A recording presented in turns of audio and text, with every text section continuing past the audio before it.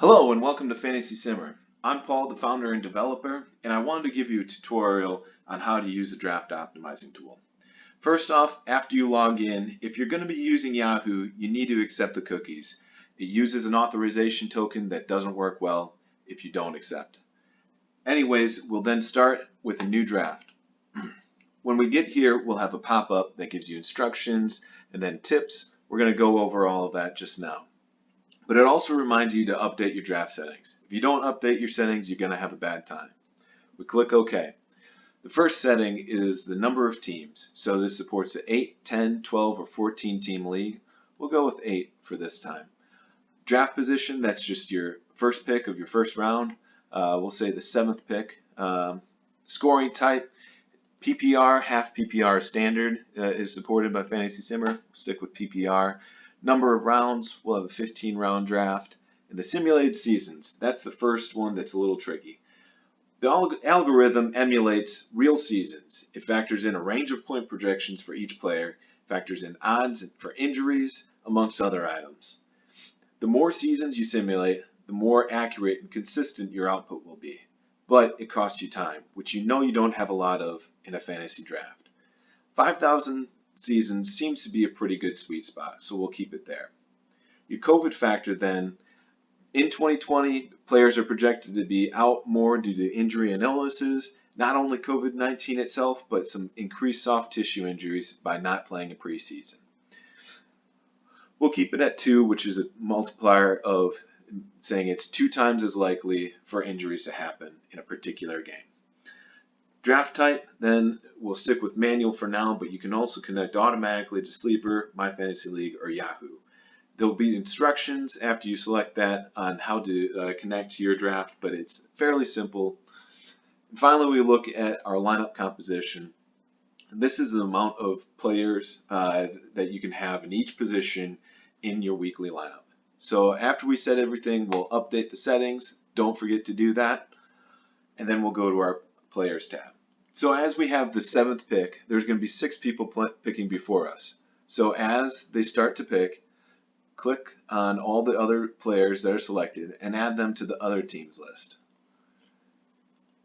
And after you've picked all the players in front of you, you can then run the simulation. This takes about 5 to 10 seconds depending on how many seasons that you're simulating. For 5,000, it's right in that range. So then we get our output. This is then what we look at first. The best option percentage is the percent of all the simulated seasons that this player selection generated the highest weekly lineup points. It also shows the percent of weeks that your player is in your fantasy lineup, which will directly affect that best option percentage. So you look and see what are your best selections going on. And initially, this is the best place to look while your weeks in a fantasy lineup are high. As this starts to drop, though, you'll want to look at a different metric, and that metric is the value over replacement. So the value over the replacement is how many extra points does this player get you compared to someone you could pick up on waivers. This compares the projections to that of a replacement player. We have floor, average, and ceiling projections for each of your selections. So this metric is best to look at later on in your drafts, especially the ceiling projections, because at the end you're looking for those risky, high upside players. Then we'll look at our active games. This is just the games that the player is healthy and ready to go. It also looks at the projected games to miss the start of the season. All these players are going to be below 1 because they're not injured, but anyone who is injured is going to have some projected games missing, and it shows you how many games they're projected to miss. Our most common lineup then just shows not only the selection that you're having, but where you're going to pick up all your other players. And finally, a miscellaneous table that shows you a bunch of random information. Now, some tips. The biggest one here is don't get married to your top best percentage option. At the beginning of the draft, when there's a huge gap between the two, yeah, you definitely want to pick it. But even here in the first round, we're looking at a half percentage difference between your top 2 options. It's really not that significant.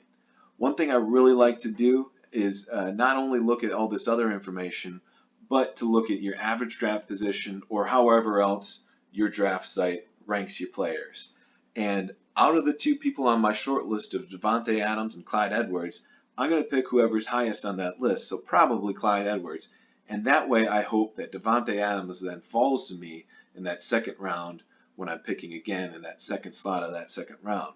That way you can get the top two players or two of the top players on your short list while your other while your opponents are just focusing on that Yahoo or whatever list that they're looking at for their draft client.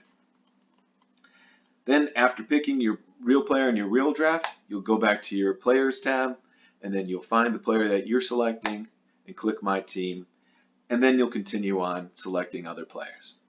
Thanks, and happy drafting.